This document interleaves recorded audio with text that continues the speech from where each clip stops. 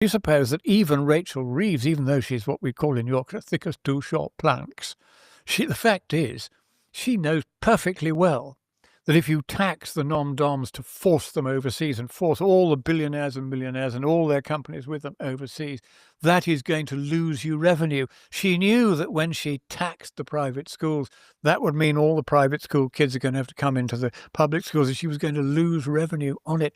She didn't care, because it's all about destroy, destroy, destroy, kill, kill, kill. That's what communism is all about.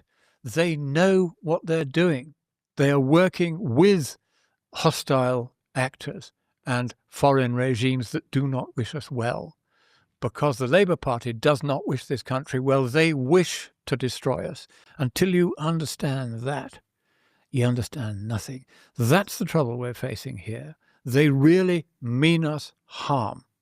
They're trying to make the budget even more unbalanced until the whole system collapses, because it's only when they can force it to collapse that they will then say that capitalism has failed and we must now have communism written tooth and claw.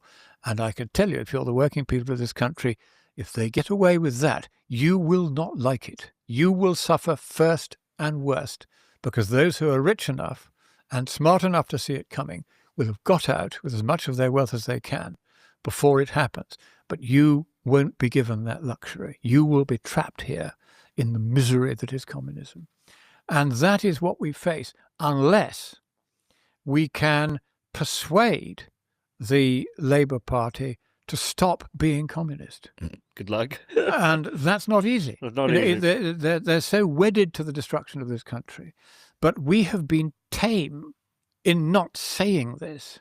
We have kind of almost assumed that they are a legitimate political party just like the rest of us and they all mean well. They don't mean well. They mean this country harm.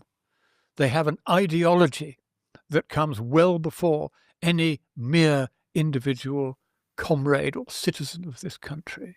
They do not understand the value of the individual because they do not love the individual.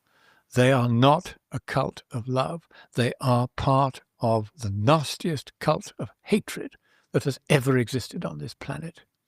And until that changes, no one should ever, ever, ever vote for the Labour Party.